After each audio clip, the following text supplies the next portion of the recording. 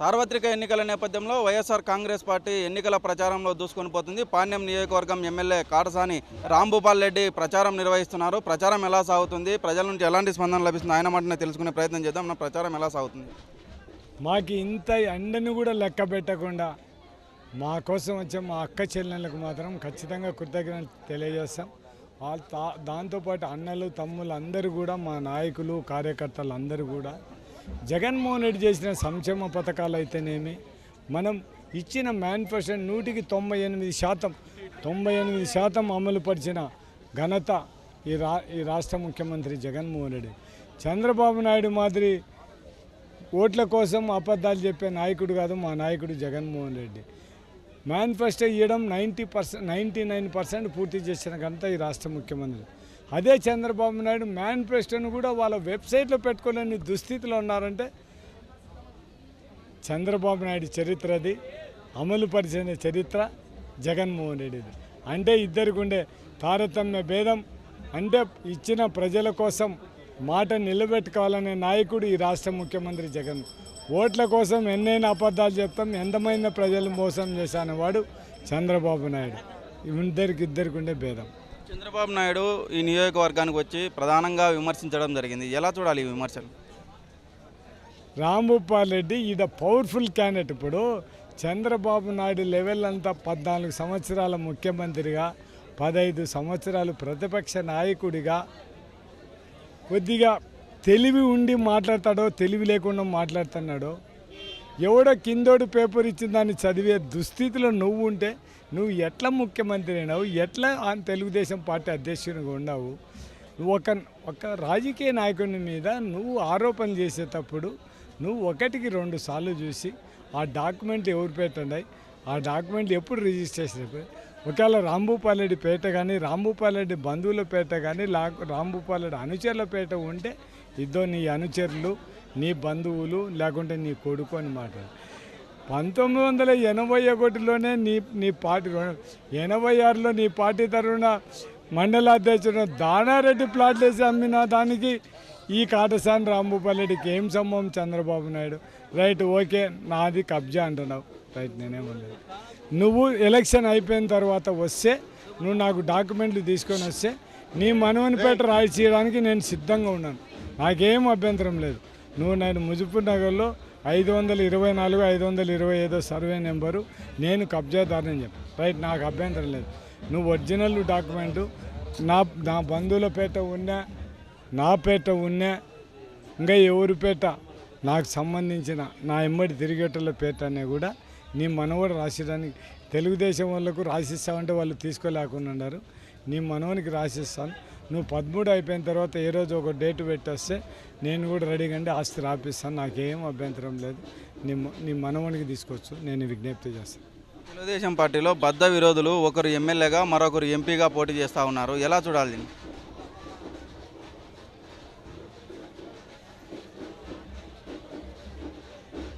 ప్రజలు తేల్చాలి, మనం మాట్లాడకూడదు రాజకీయ నాయకులుగా.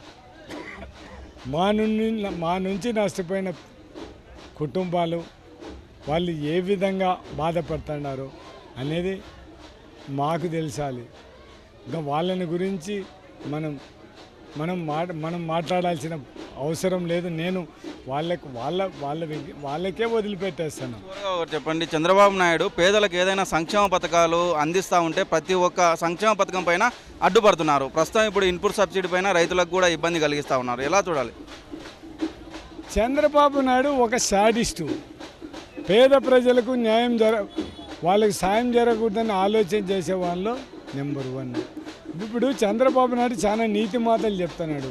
2014 నుంచి 2019 హాస్పిటల్లోకి పోతే యూజర్ ఛార్జెస్ వసూలు చేయమని చెప్పిన చంద్రబాబు నాయుడు ఈరోజు జగనన్న హాస్పిటల్ అన్ని రెనోవేట్ చేసి మొత్తం మండల హెడ్ క్వార్టర్లో కమ్యూనిటీ హెల్త్ సెంటర్లు అవి పిఎస్సీలు ఉంటే డెవలప్ చేసి ప్రజలకు అందరు కూడా మందులు మొత్తం అన్నీ కూడా మెడిసిన్స్ అన్నీ ఉచితంగా ఇచ్చారు. అది కూడా సరిపోదని చెప్పి విలేజ్లోకి వచ్చేసి మొత్తం విలేజ్ కాన్సెప్ట్, డాక్టర్ కాన్సెప్ట్తో ప్రతి ఒక్క గ్రామంలో వచ్చి వాళ్ళందరికీ కూడా పరిచయాలు చేసి మొత్తం జగనన్న ఆరోగ్య సురక్ష కింద మొత్తం అన్ని గ్రామాలు తిరిగి ప్రజలకు ఏం జబ్బులు ఉన్నాయో ఏముండాయో అన్నీ నోట్ చేసుకొని వాళ్ళకందరికీ కూడా ఆపరేషన్ చేయించిన వాడు జగన్మోహన్ రెడ్డి. చంద్రబాబు నాయుడు నీకు ఎప్పుడన్నా ఇంత మంచి ఆలోచనలు వచ్చినాయా? నువ్వేదో ఈరోజు అమ్మ ఒడిని తీసుకొని అమ్మకు వందనము, నువ్వు ఏదో పేర్లు మార్చి మాట్లాడుతున్నావు. నీకు జగన్మోహన్ రెడ్డి అనుభవజ్ఞుడు కాదు, రైట్, ఓకే. నువ్వు అంతకుముందే 10 సంవత్సరాలు ముఖ్యమంత్రిగా, 9 సంవత్సరాలు ముఖ్యమంత్రిగా, 10 సంవత్సరాలు ప్రతిపక్ష నాయకుడిగా పనిచేస్తాం. నీకు ఈ స్కీములు ఏమి కనపలేదా? జగన్మోహన్ రెడ్డికి ఎందుకు కనపడినాయి? జగన్మోహన్ రెడ్డి పాదయాత్రలో ప్రజల యొక్క సమస్యలు తెలుసుకొని ప్రజలు ఏ విధంగా ఇబ్బంది పడుతున్నారు, ప్రజలకు ఏం చేస్తే మంచిదనే ఉద్దేశంతోనే వాళ్ళ పిల్లలను స్కూల్కి పంపించగలిగితే వాళ్ళ పిల్లలను డబ్బుల కోసం, వాళ్ళ కూలీల కోసం పిల్లలను పనికి పంపిస్తున్నారు, స్కూల్ అటువంటి పిల్లలు కూడా చదవాలనేదే ముఖ్య ఉద్దేశంతో ఈ రాష్ట్ర ముఖ్యమంత్రి జగన్మోహన్ రెడ్డి ఈ రాష్ట్రంలో ఉండే ప్రతి ఒక్క పేద పిల్లవాడు కూడా చదవాలనేదే ఈ రాష్ట్ర ముఖ్యం. అందుకే ఇంగ్లీష్ మీడియం ఈరోజు చెప్పండి ఏ కార్పొరేట్ స్కూళ్ళకి తీసిపోకుండా స్కూల్ అన్నీ డెవలప్ చేయడం జరుగుతుంది. 8th క్లాస్ చదివే పిల్లలకు అందరికీ ట్యాబులు ఇవ్వడం జరుగుతుంది. ఎందుకు? వాళ్ళు మంచి నాలెడ్జ్ రావాలి, అందరితో కూడా కాంపిటీషన్లో పాల్గొనాలని. అదెందుకు చంద్రబాబు నాయుడు చేయలేకపోయినా చెప్పండి. నువ్వు ఇచ్చే స్కూల్ డ్రెస్సులు చినిపోయిన స్కూల్ డ్రెస్సులు ఇచ్చే పరిస్థితి నీ చరిత్ర ఉంటే, నీకు బుక్కులు కావాలంటే ఎప్పుడో మళ్ళీ 6 నెలలకో 7 నెలలకో స్కూల్ తెరిచిన తర్వాత ఇచ్చిన చరిత్ర నీది చంద్రబాబు. జగన్మోహన్ రెడ్డి స్కూల్ తెలుస్తానే ఎమ్మడే బ్యాగులు, షూసు, మొత్తం నోట్బుక్లు కూడా ఇవ్వలేని పరిస్థితి. ఈనాడు జగన్మోహన్ రెడ్డి నోట్బుక్లు, టెక్స్ట్ బుక్లు కూడా ఒక సైడ్ ఇంగ్లీష్ మీడియం, ఒక సైడ్ తెలుగు మీడియం. అంటే మీరు మాట్లాడేదానికి తెలుగు మీడియం కూడా ఉండాలి, ఇంగ్లీష్ మీడియం కూడా ఉండాలని కోరుకునేవాడు ఈ రాష్ట్ర ముఖ్యమంత్రి జగన్. పిల్లలు మంచి ఉద్యోగాలు కావాలంటే ఖచ్చితంగా ఇంగ్లీష్ వాళ్ళు నేర్చుకోవాల్సిన అవసరం ఉంది, వాళ్ళ జీవనోపాధి కోసమే. దానికే జగన్మోహన్ రెడ్డి గారు మనం ఎలిమెంట్ స్కూల్ నుంచి ఇంగ్లీష్ మీడియం పెడితే వాళ్ళు ఒక స్టేజ్ పోయేలకు బాగా చదువుతారనే ఉద్దేశం తప్ప ఏదో తెలుగును నెగ్లెక్ట్ చేసినారు, ఏదో ఇంగ్లీష్ మీడియమే అనే మాట్లాడేది మాటలు కాదు.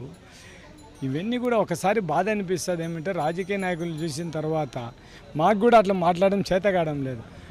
ఈ దేశ ప్రధాని నరేంద్ర మోడీ మనకే మంచి నాయకుడు, విజన్ ఉన్న నాయకుడు అనుకుంటున్నాం.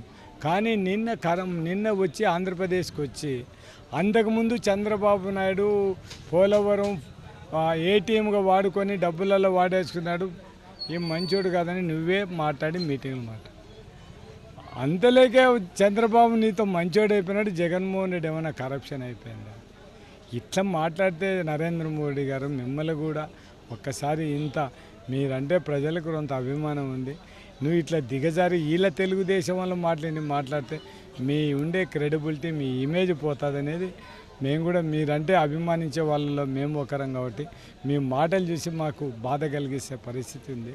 నువ్వు ఒక దేశ ప్రధాని కండి ఒకరి నీ అమ్మడి ఉంటే వాళ్ళు మంచోళ్ళు, నీ అమ్మడి లేకపోతే అవినీతి పనులు మాట్లాడే పరిస్థితి. మనం రాజకీయ నాయకులు ఈ విధంగా దిగజారిపోతే మాత్రం ప్రజలు మనల్ని అసహించుకునే పరిస్థితి ఉంటారు. మనం ఏది మాట్లాడినా కూడా ప్రజలు మనల్ని గమనిస్తున్నారని చూసుకొని రాజకీయ నాయకులు అందరూ మాట్లాడాలని కోరడం జరుగుతుంది. ఏదైతే జగన్మోహన్ రెడ్డి చేస్తున్న అభివృద్ధి సంక్షేమ పథకాలే మళ్ళీ అధికారంలోకి తీసుకొస్తాయని చెప్తున్నారు.